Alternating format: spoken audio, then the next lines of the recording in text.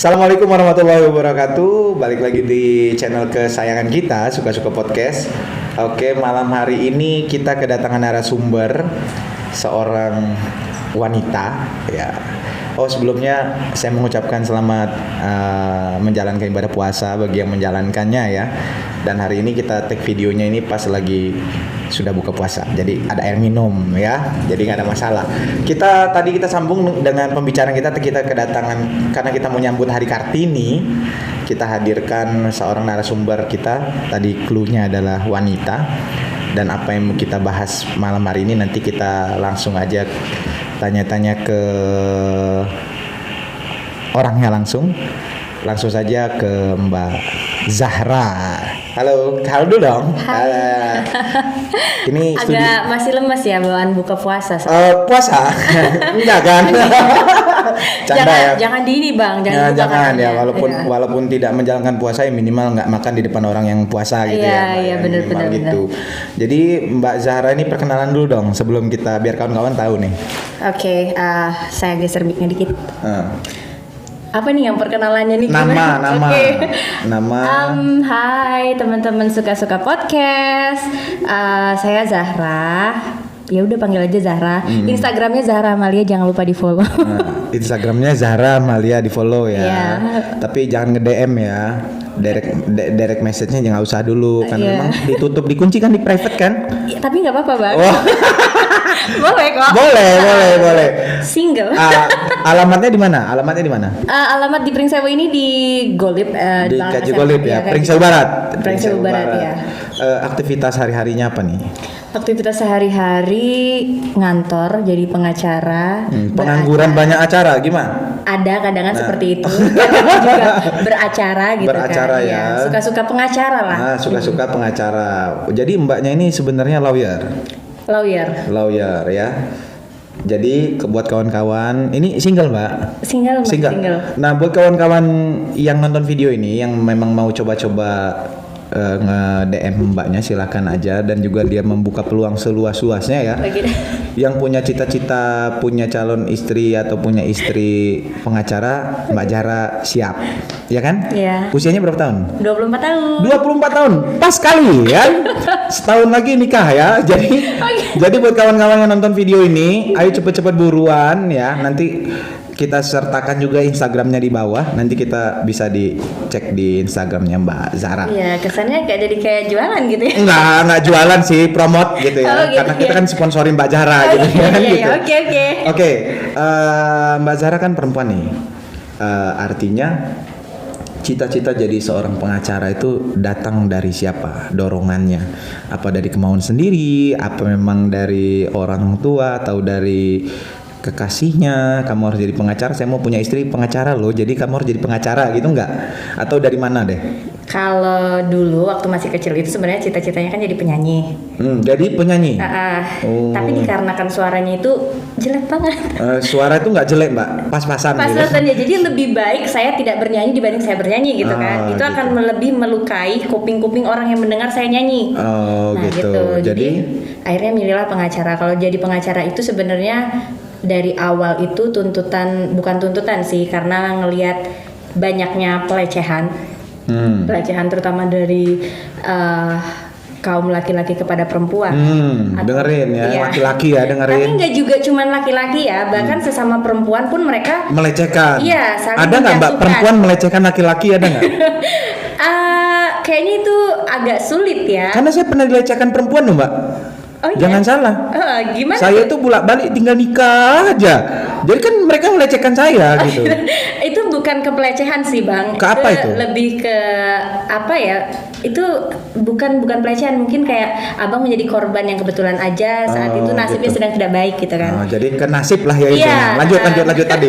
Masalah pelecehan. Jadi berawal dari berkembangnya isu atau berkembangnya terjadi kejadian yang laki-laki melecehkan seorang wanita. Gitu. Sama juga terkadang kayak dari sudut pandang pengacara nih ya, karena bahwasanya memang semua orang itu berbuat hukum itu kan salah gitu kan. Melanggar hukum itu salah. Iya gitu kan. Cuman kan kita bisa ngeliat tuh pasti orang tuh ada sebab alasan kenapa mereka melakukan hal seperti itu gitu kan. Dan ya kita lihat dari sudut pandang sisi kemanusiaannya, terus kayak lebih dari korban pelecehan seksual itu sendiri, mereka tuh kenapa bisa menjadi korban pelecehan seksual dan kenapa pelaku juga melakukan hal-hal seperti itu gitu kan. Dan yang itu ya memang membuat hati saya agak terenyuh lah dan terpanggil untuk menjadikan seperti itu. Terpanggil menjadi seorang lawyer. Mengutip bahwasanya terjadi pelecehan seksual. Adanya crime itu terjadi bukan karena adanya niat, tapi karena momennya pas. Momennya pas dan ada kesempatan. Ada kesempatan. Ya. Jadi jangan salahkan pihak pria dong ketika memang terjadi pelecehan karena perempuannya mancing-mancing. Itu aku yang kadang-kadang emosi. Aku udah baik-baik pulang dari masjid ngelihat yang kayak gitu-gitu ya tetap tertarik lah, Mbak. Oh gitu ya. Gimana kalau ada pembelaan seperti itu? Jadi gini, Bang. Perempuan itu kan pada dasarnya memang hakikatnya dilindungi dan kodratnya istimewa karena perempuan melahirkan, perempuan juga bisa jadi wanita yang tangguh, berkarir, dia ibaratnya bisa di rumah, di kantor, di dapur, di mana-mana perempuan itu bisa gitu kan. Jadi kodratnya memang perempuan itu harusnya dilindungi. Jadi menurut saya jangan salahkan perempuan itu memakai baju yang seperti apa, jangan salahkan perempuan itu penampilannya yang seperti apa, tapi salahkan otak kalian yang berpikiran negatif terhadap sudut pandang yang seperti itu. Karena saya potong sedikit nih. Karena ada pameran yang pernah diselenggarakan di Florida, Amerika Serikat. Itu beberapa ada museum itu yang menampilkan baju-baju dari korban kekerasan seksual itu sendiri. Dan bahkan ada salah satunya di situ seragam polisi wanita. Pakaiannya normal dong, maksudnya seragam lengkap, tertutup, dan dia bisa menjadi korban salah satu pelecehan seksual. Dan pelecehan seksual itu enggak serta-merta langsung diperkosa tuh enggak, Bang. Jadi pelecehan seksual itu banyak. Catcalling, ada istilahnya catcalling. Catcalling itu cewek yang jalan sendirian, terus digodain tuh, cewek cantik amat, mau kemana tuh? Terus cewek bisa dituntut? Ya nggak ya bisa, gitu. Tapi si cewek itu kadang ngerasa riskan apa sih gini-gini gitu-gitu.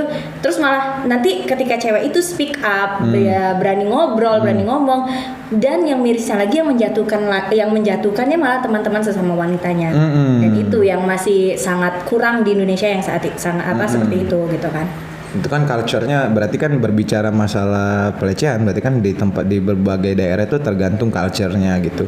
Kalau misalkan orang Indonesia jalan ke luar negeri mungkin akan banyak terjadi ya, Mbak ya.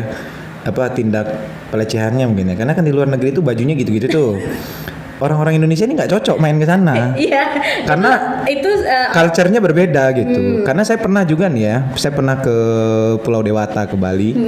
Ada beberapa ada tour guide saya itu menyatakan gini, Mas jangan kaget ketika nanti di Bali ini banyak penduduk asli Bali yang memang lebih baik menutupi dari perut ke bawah daripada dari perut ke atas.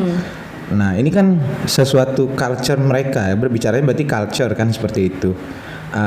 Artinya di sudut pandang Indonesia aja, di Indonesia belahan yang lain pun berbeda. Jadi orang-orang Indonesia ini memang nggak cocoknya pergi ke luar negeri. Takutnya di sana banyak tingginya pelecehan itu. Untungnya orang Indonesia ini ke luar negeri itu kerja, Mbak, bukan wisata. Kalau wisata hancur negara ini kan gitu, kira-kira kayak gitu. Tapi yang gue salut, Bang, orang Indonesia tuh bakal nurut ketika mereka berada di negara orang lain. Mereka akan patuh peraturan yang ada di negara orang lain karena mereka takut. Nah, iya. Tapi mereka tidak takut akan aturan hukum yang ada di negara mereka sendiri gitu. Itu yang mirisnya di Indonesia tuh menurut saya itu ya. Saya kan memang udah biasa tinggal di luar negeri, Mbak ya. Masnya memang lulusan ini ya, London, Oxford ya? Oxford. Oxford kamus. Oxford kayak kamus sih, Mbak. Lucu loh, Mbak, ini loh. Pengacara tapi lucu ya. Oke, kembali ke temanya. Bahwasanya memang tergugah menjadi seorang lawyer dari perilaku manusia yang nggak normal lah hari ini ya. Mungkin itu dorongannya. Ada lain nggak? Faktor lain nggak? Sehingganya gue harus jadi lawyer nih. Kan bisa, Mbak, jadi pramugari, jadi dokter. Dulu saya ditanya sama guru saya, Rangga, kamu kalau udah besar mau jadi apa? Saya jawab jadi dokter. Faktanya nggak jadi tuh. YouTuber, walaupun juga kan lumayan ya kan?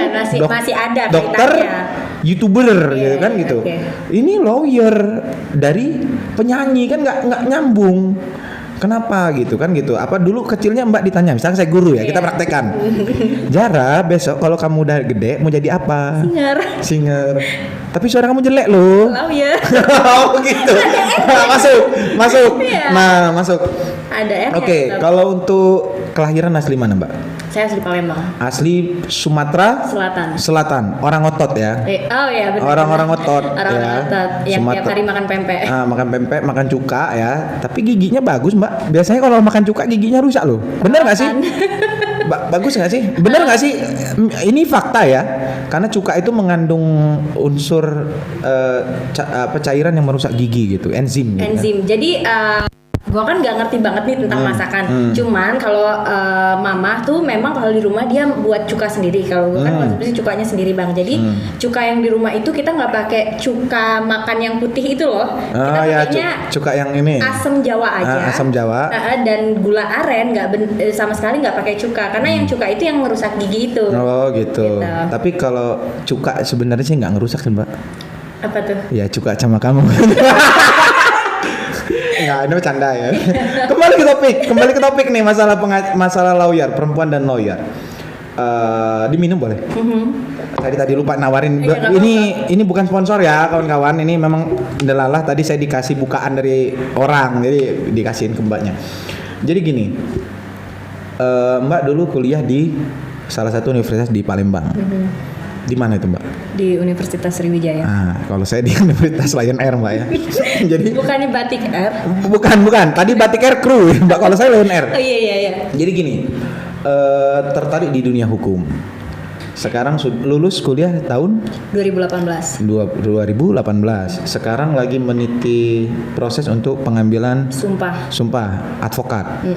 Oh, enggak jeruk enggak advokat ya. Advokat lah yang warna hijau. Warna hijau. Advokat kan hijau kan. Jadi gini, seorang pengacara selama ini, berarti kan 2018 ini 2021. Dan Mbak itu sebelum disumpah harus kalau yang saya tahu ya harus menyelesaikan beberapa kasus dulu, sehingga baru bisa disumpah seorang pengacara. Ada nggak kasus-kasus yang memang kan berawal dari tentang pelecehan seksual?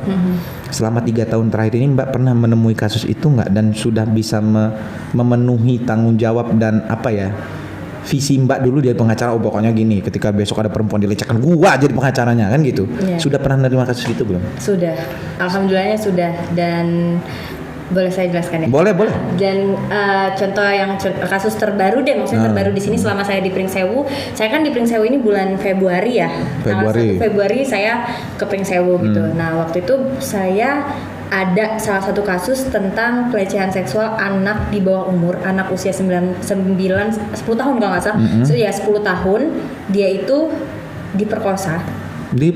Ya, diperkosa sama kakek-kakek tua umur yang masih dianggap kakek sendiri. Kakeknya sendiri. Ya, tetangganya sendiri. Itu kakeknya umur 73 tahun. 73 tahun lawan 9 tahun. Iya, lawan 10 tahun. Dan terus?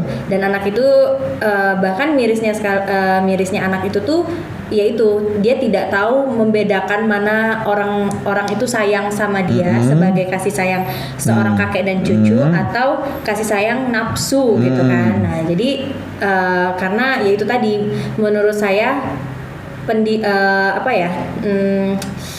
edukasi mengenai seksual di Indonesia ini sangat masih sangat minim. Karena kita gini Mbak, saya potong ya. Karena kenapa kita sedikit agak minim, kita ini masih mengangkat unsur kebudayaannya yang terlalu ke timurannya. Malu. Jangan jorok. Kan gitu. Kalau kita berbicara sedikit tentang seksual pasti mereka orang menganggap tabu. Menganggap hal yang tabu, padahal itu penting untuk ya terjadi kasus seperti ini kan bukan berarti tidak pentingnya akibat itu. Mana yang sayang yang tadi Mbak sampaikan, mana yang sayang karena nafsu. Mana yang sayang karena sayang beneran gitu. Kayak supaya saya Mbak gini kan gitu. Iya, benar-benar. Kan sayang beneran Mbak, nggak pakai nafsu. Kan gitu. Nah, itu yang perlu harus diedukasi memang. Karena cocok. Memang sexual education di Indonesia itu tadi yang bahkan anak itu ibunya sendiri tuh kadang belum menjelaskan nih bahasanya ada bagian-bagian tertentu, misalnya adik kalau bagian ini nggak boleh dipegang sama orang lain, yang boleh megang ini cuman adik sendiri ya, misalnya gitu kan. Walaupun papanya, kakaknya, neneknya, kakeknya kalau megang itu adik jangan mau, adik teriak gitu kan. Cuman sayangnya mungkin dari 75 sampai 80% kasus rata-rata anak yang terkena pelecehan seksual mereka tidak mengerti akan hal itu gitu jadi kan. nggak bisa membedakan mana yang kadang-kadang kan ada orang tua yang ya maaf yang ngomong ya ketika anak dia nggak sadar anaknya sudah dewasa gitu, nggak sengaja gitu atau memang disengaja karena memang ayahnya atau kakeknya akhirnya nggak ada respon yang ini gitu ya, benar juga sih. Dan karena itu si anak itu tinggal sama neneknya. Nenek dan kakeknya stroke, tidak bisa ngapa-ngapain, dan itu neneknya itu kerja jadi ibu rumah tangga. Jadi dia kerjanya dari jam 7 pagi sampai jam 4 sore baru pulang ke rumah, dan dia sehari-harinya itu ya ngabisin waktu sendirian atau main sama teman-temannya. Dan ibunya kebetulan tinggal di beda rumah gitu, beda kabupaten. Beda kabupaten sama dia. Nah, jadi dia itu sudah 4 kali jadi korban pemerkosaan. Sudah pernah dilakukan berturut-turut sampai sebanyak 4 kali. Sampai 4 kali, dan akhirnya pas ke-4 kalinya dia baru berani ngomong karena ada sesuatu yang dia rasakan itu sakit dari salah satu anggota tubuhnya, dan baru dia berani bicara gitu kan. Dan kalaupun nggak bicara ya berarti dia nggak akan pernah selamanya seperti itu gak akan speak up tentang hal itu. Keenakan gitu kan. Kakek itu ya. Nah itu. Memang yang kayak gitu tuh harus memang diberantas Mbak ya. Jangan lakukan tindak kekerasan kepada perempuan dan anak. Karena saya pernah dengar Mbak, bener nggak nih tentang undang-undang tentang perlindungan anak dan perempuan. Tidak butuh saksi dan tidak butuh bukti, hanya butuh pengakuan cukup untuk melakukan pengaduan.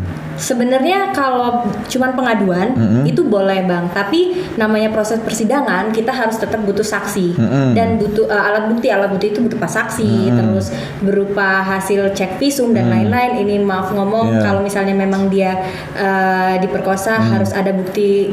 Maaf nih agak dokternya sperma di salah satu gitunya yang tertinggal lah ya, dan itu, apa di telinga apa di mana gitu ya. Itu memang harus. Jadi memang harus, karena kalau buktinya kita cuman melapor doang ya bisa tuh, tapi takutnya dianggap laporan itu palsu. Iya, gitu kan. Maksud saya seperti ini kan, beda ketika kita misalkan tentang undang-undang tindak kekerasan ya, kriminalitas misalnya. Baru laporan saja sudah dimintakan bukti visum segala macam, baru nanti si tersangka bisa dijemput gitu. Dijemput dan naik. Tapi kalau yang saya baca di salah satu referensi ya, bahwasanya namanya tentang tindak kekerasan terhadap perempuan dan anak itu hanya cukup ngadu saja, si tersangka langsung diambil. Ada kalau misalnya kejadiannya langsung nih Bang, misalnya hari ini di saat beda beberapa jam lah atau beberapa menit ketika dia habis diperkosa, dia langsung ke kepolisian melapor, itu bisa kita langsung. Karena ya si anak tadi dengan kondisi fisik yang mungkin acak-acakan, awut-awutan segala macam, itu bisa langsung dijemput. Tapi ketika 2 hari atau 3 hari kemudian tetap harus lewat itu. Dan balik-balik lagi tetap harus ada saksi tetap yang harus kita hadirkan di persidangan untuk membuktikan bahwasanya si anak ini korban kekerasan atau korban pelecehan seksual gitu kan. Kalau misalnya dia hanya korban sebatas catcalling yang saya bilang tadi itu, dan dia bisa ngapor tuh nih orangnya langsung, dan itu pun juga biasanya sih harus atas dasar yang kuat dulu. Si pelaku tadi harus mau mengakui dong kalau biasanya dia memang melakukan catcalling dan lain-lain gitu. Buat penonton yang bingung, catcalling itu saya artiin cat kucing, calling manggil. Jadi manggil kucing. Nis. Jangan lakukan itu di rumah. Karena melanggar hukum catcalling itu. Biar kau tahu ya, nonton video ini bahwasanya catcalling nggak boleh. Cat itu kucing, calling itu manggil. Manggil kucing, nis nggak boleh. Nah, ya kan karena yang suka digodain di jalan itu kan. Jadi mau ngambil gelar pengacara aja harus pakai acara menyelesaikan tugas dulu, sama seperti kayak profesi dokter dan segala macam. Mungkin ini keprofesiannya. Iya. Selama di Pringsewu bulan Februari, ini bulan April ya. Video ini dibuat bulan April 2021. 4 bulan. Cukup tidak untuk menilai Pringsewu ini seperti apa? 3 bulan. 3 bulan. Bisa nggak menilai Pringsewu ini seperti apa? Karena maaf, kita buka di channel YouTube kita, Pringsewu ini mendapat gelar Kabupaten Ramah Anak. Udah gitu kabupaten berprestasi ya. Berprestasi itu dalam bentuk sekolah apapun ada di sini. Banyak sekolah. Terus juga di Pringsewu juga yang kita tahu bareng sama-sama bahwasanya juga ada beberapa tempat wisata dan tempat hiburan. Dan menurut saya itu tempat hiburan dan tempat sekolah itu juga berdekatan. Dan ini mungkin akan berimbas kepada pelecehan tadi. Karena di situ letaknya dekat hiburan dan di situ letaknya juga dekat dengan sekolah dan kampus. Mungkin yang namanya catcalling itu pasti akan terjadi. Dan bentuknya di Pringsewu kan banyak kos-kosan juga gitu. Menurut Mbak nih, melihat sudut pandang Pringsewu seperti apa? Kalau sudut pandang Pringsewu dari saya sebagai pendatang ya, 3 bulan ini so far, kalau menurut saya Pringsewu itu ya, kalau dibilang ramah buat pendatang, iya ramah gitu kan, karena enak juga sih, makanannya juga murah-murah terutama itu. Buat anak perantau ya, makanannya enak dan murah gitu kan. Murah-murah ya. Dibilang. Tapi nggak murahan loh. Enggak. Rasanya Asia ya. Iya. Walaupun harganya apa gitu ya, nggak ngerti yang lebih murah apa gitu, pokoknya sangat terjangkau lah. Iya, sangat terjangkau karena kalau dibanding Palembang gitu kan, karena taraf hidup di Palembang itu lebih tinggi dibanding di sini gitu kan. Jadi at least di sini tuh menurut gue ya lebih murah gitu. Kalau buat perlindungan ke hukum anaknya ya so far baru itu kasus yang baru gue tanganin sih. Jadi kayak nggak terlalu banyak hektik kasus yang gimana-gimana tentang anak gitu kan. Terus itu juga kalau misalnya tentang perlindungan anak gampang sih. Kalau menurut saya misalnya memang si anak tadi mau dilindungin, kita sebagai ini nih orang tua atau orang yang lebih dewasa dibanding anak-anak, kita harus satu saling mengayomi. Yang kedua, kita sebagai perempuan itu harus istilahnya tuh girl support others girl. Jadi cewek itu support cewek yang lainnya. Cewek bukan berarti cewek harus suka sama cewek, enggak? Bukan. Enggak. Ini kita berbeda konteks. Oh, beda ya Mbak ya. Beda, jadi girl support girl. Ya, jadi perempuan harus saling mendukung perempuan ya. Bukan perempuan suka sama perempuan, enggak. Tapi ya itu sebenarnya kalau kita berbicara itu kan itu konteksnya udah beda lagi. Oh, beda konteks. Oke lah, yang menurut konteks Mbak aja lah. Jangan konteks saya. Oke. Jadi ya itu cewek harus support cewek dan cowok juga harus support cowok gitu loh. Jadi karena ini ya, kalau kita bilang pelecehan seksual itu yang konteks anak itu kan, bahkan anak pun yang cowok itu pernah juga jadi pelecehan seksual. Contohnya sodomi. Sodomi itu kan yang dialami oleh laki-laki, itu anak-anak gitu kan. Termasuk yang gay itu Mbak ya. LGBT itu juga itu kan sebenarnya kalau terus yang salah satu sadar terus laporan jadi pelecehan ya nggak? Itu konteksnya agak susah sih Bang kalau kita menyinggung tentang LGBT karena LGBT itu kaitannya erat dengan human right. Human right itu kan tau lah ya. Iya. Human orang right ke kanan. Jadi orang belok kanan itu human right. Ya kan gitu. Jadi bukan human right itu hak asasi manusia. Nah. Jadi kan kalau berbicara tentang LGBT itu kan kebebasan mereka sih sebenarnya, mereka mau memilih mereka dengan siapa hidup, mereka suka dengan siapa, kita nggak bisa ngontrol tuh. Kita disukain orang atau kita nggak disukain orang itu kita nggak bisa ngontrol. Yang bisa kita kontrol itu diri kita, maunya suka sama siapa, diri kita maunya hidup kita seperti apa itu kita. Jadi kalau masalah LGBT itu tadi balik-balik ke human right. Cuman kalau di Indonesia ini kan kita masih itu tadi negara Asia Tenggara, at least kita negara Asia tapi berbasis agak ke timur-timuran karena populasi muslim yang terbesar, salah satu yang terbesar di dunia. Jadi ya agak konteksnya kalau LGBT itu masih sulit diterima di masyarakat kita. Tapi termasuk Mbak ini yang pro LGBT nggak sih? Kalau dibilang ini pertanyaan lumayan sulit. Enggak, Mbak ini dari tadi mengatakan LGBT. Jangan-jangan Mbak ini pro LGBT loh. Kalau dibilang gini deh, kita ya itu tadi yang sempat kita bicarakan sebelum mulai kan. Jadi agak lucu ya bro, besok nikah laki sama laki. Ya gini Bang, kalau Perempuan kan lucu ya gitu. kita ngelihat seni itu nggak bisa dari satu sudut pandang dan satu kacamata. Iya sih, iya, lanjut. Mas kameramennya ketawa-tawa tuh kan. Nggak apa-apa, memang dia itu juga homo Mbak ya, makanya dia ketawa. Nah. Dia pro sebenarnya Mbak dengan LGBT. Nah, jadi sama kalau saya nih dari sudut pandang saya melihat LGBT itu, saya nggak bisa. Saya dibilang pro juga enggak, tapi saya juga dibilang enggak suka melarang sama juga mereka, enggak ya? juga enggak gitu.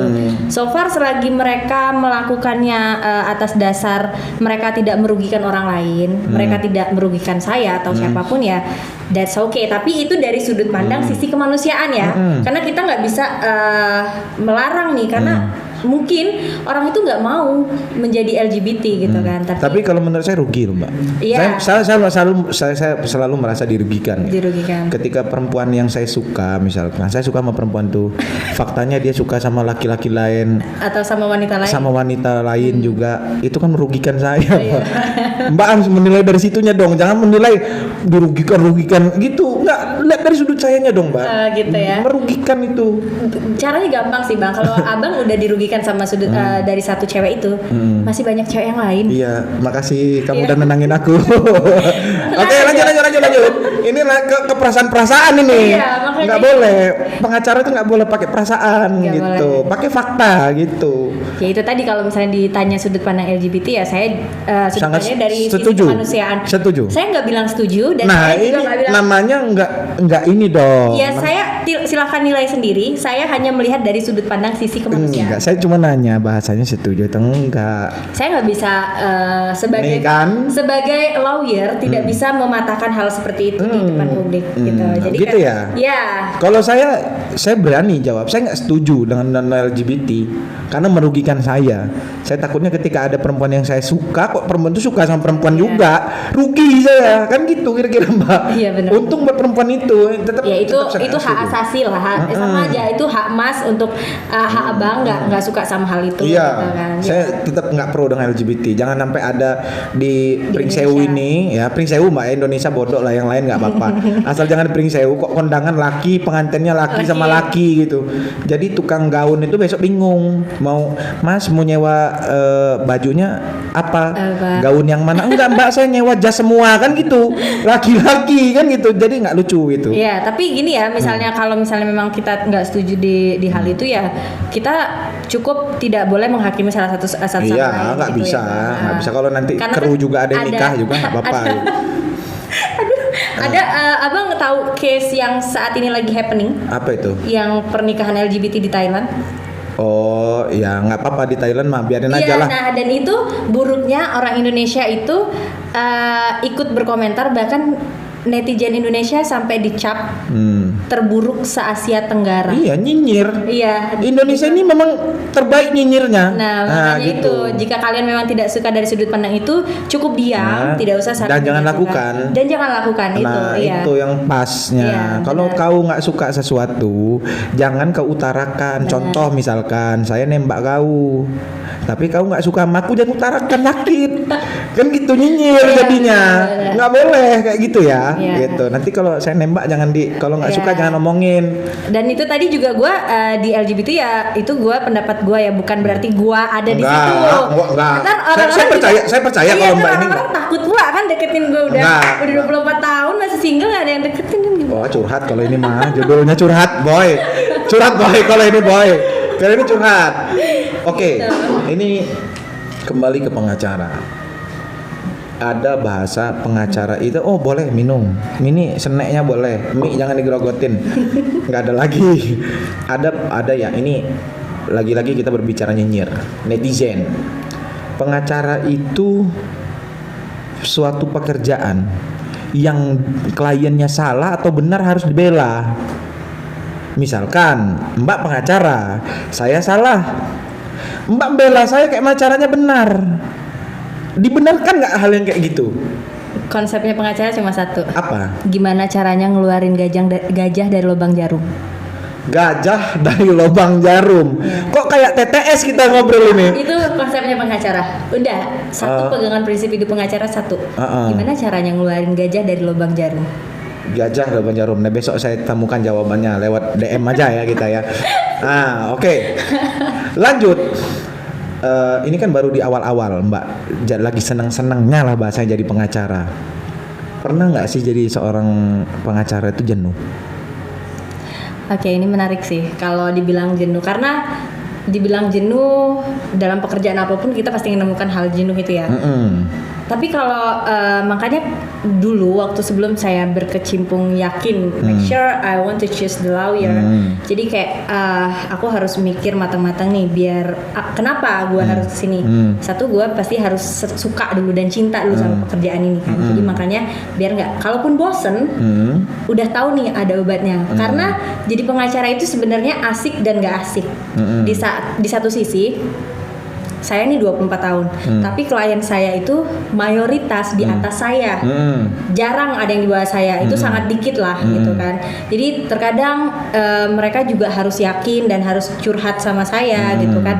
Dan di saat itu mau nggak mau, walaupun saya nggak tahu konflik, belum pernah merasakan konflik permasalahan itu, tapi saya harus bisa memberikan solusi. Nah terkadang ketika saya jenuh, saya berpikir lagi nih, harusnya gue bersyukur dong.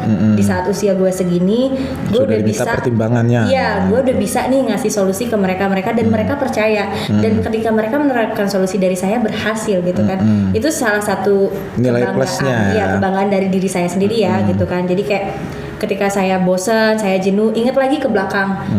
Ada di titik sekarang itu nggak mudah gitu loh. Ya at least gue nangis, gue sedih, gue pontang-panting sendiri itu ya itu nggak mudah. Nggak mudah ya. Makanya kayak karena pengacara ini salah satu pekerjaan juga yang mengandung unsur stres paling tinggi. Kan gitu, stres menghadapi klien, stres menghadapi persidangan-persidangan yang mungkin yang banyak ya. Benar juga kata Mbak tadi, kan Mbak belum nikah. Kau nyelesaikan orang yang berperkara soal nikah. Kau mau komen apa? Karena kan kau belum nikah. Nah itu Mbak, kadang kadang klien itu tidak mau tahu ketika ada di berhubungan klien dan pengacara ya. Dia nggak mau tahu nih pengacara ini udah nikah atau belum. Dia memang kita tidak berbicara masalah kau udah nikah apa belum. Tapi kan minimal kalau aku jadi kliennya, nanti dulu Mbak, sebelum saya cerita panjang lebar, Mbak ini udah nikah belum?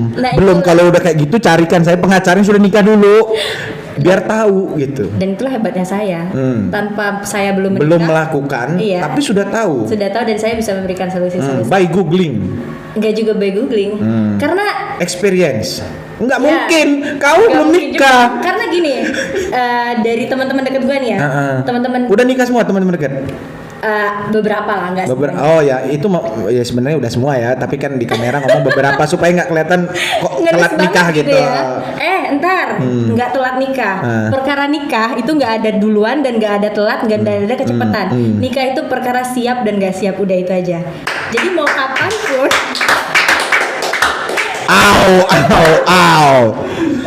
Jadi belum berarti yang nikah di usia 22-23 itu mereka berhasil atau sukses. Banyak yang 3 bulan nikah cerai.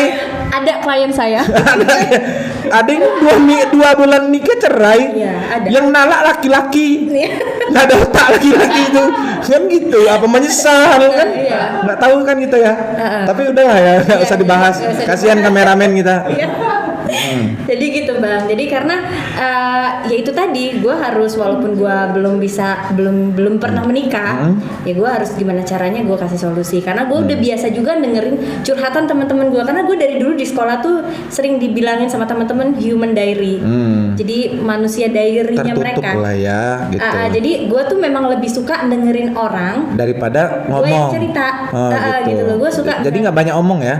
Tapi sekarang pinter jadi pengacara, pinter ngomong loh. Iya, gue tuh pinter ngomong tapi bukan pribadi gitu loh. Kayak gue lebih suka orang cerita, mereka nih butuh saran ya, gue bisa. Tapi kalau ketika ya itu, sometimes pengacara itu bisa menyelesaikan masalah orang lain, tapi mereka tidak bisa menyelesaikan masalahnya. Tuh kan curhat lagi, colongan curcol ya. Gue diam. Jadi lebih baik gini Mbak, kalau Mbak besok bermasalah cari pengacara untuk menyelesaikan masalah menyelesaikan masalah Mbak gitu. Jadi tuker-tukeran, sama aja kayak tukang cukur. tukang cukur tuh nggak bisa nyukur pala dia sendiri, harus pakai tukang cukur lainnya. Nah Makasih gitu, ya. harus gitu ya besok. Jadi kalau tukang cukur yang bingung hari ini suruh nyukur palanya sendiri nggak bisa, ke tukang cukur lainnya. Bener-bener. Kayak gitu. Kayak dokter tuh sakit nggak bisa nyuntik diri sendiri, harus disuntikkan dokter lainnya. Nah itu jawaban Mbak gitu. Saya juga pengacara, ya bisa menyelesaikan masalah-masalah dengan masalah lainnya kan gitu. Oke, kalau di studio podcast kita nih ada kebiasaan tentang closing statement. Tadi pengalaman segala macam yang nggak saya tanya itu planning nikah kapan aja, ada yang lain udah saya tanya gitu kan gitu. Ada closing statement. Closing statement ini bebas, mau seperti apa konteksnya, apa buat para laki-laki hidung belang, tolong jangan sakiti wanita atau seperti apa. Nah disinilah di closing statement inilah Mbak mau ngedukasi penonton kita. Gitu. Nah silakan, waktunya 2 menit.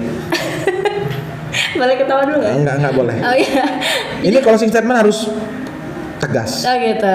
Suka-suka Kan? podcast ya. Iya, suka-suka saya dong. Saya ngatur Iya, ngasih iya. aturan apa kan? Iya. Iyalah. Iya. Ayo terus. Oke, jadi terima kasih juga nih buat Bang Ranggan yang udah undang saya ke Suka-Suka Podcast.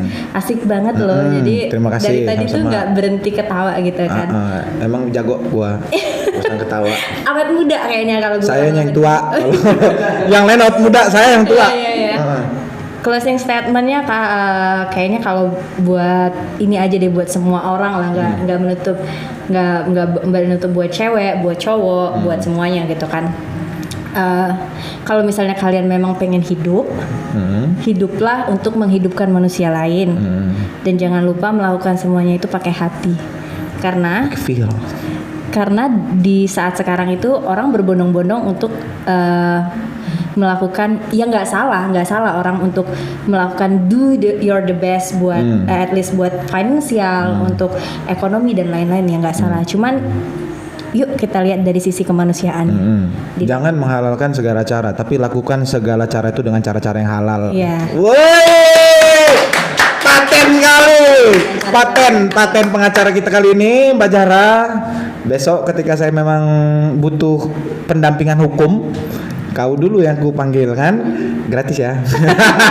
Bisa diatur. Bisa pakai nota merah dulu. Oke, mungkin itu kita podcastnya di hari ini. Nanti kita akan buat part 2-nya, seru nih ya. Kita berbicara soal pengacara karena masih banyak sekali yang harus kita ungkap dari sudut lainnya Mbak Zahra, seorang lawyer asli kota Pempek ini. Ya, mudah-mudahan dia menetap di Pringsewu, udah dapat orang Pringsewu, jadi nggak kemana-mana akhirnya, kan gitu ya. Boleh gua aminin nggak? Amin. Kameramen kita ada kok yang juga masih bujang. Nanti bisa saya Kameramennya bukan klien gua kan? Enggak, kalau yang itu dia memang nggak suka perempuan, makanya dicerai istrinya. Oke, ya. Jangan lupa klik tombol subscribe dan bunyikan lonceng notifikasinya untuk menyupport kita di video-video selanjutnya ya. Terima kasih Mbak Zahra. Terima kasih buat penonton Suka-Suka Podcast. Tunggu video kita selanjutnya. Terima kasih Tabi pun. Assalamualaikum warahmatullahi wabarakatuh. Nah.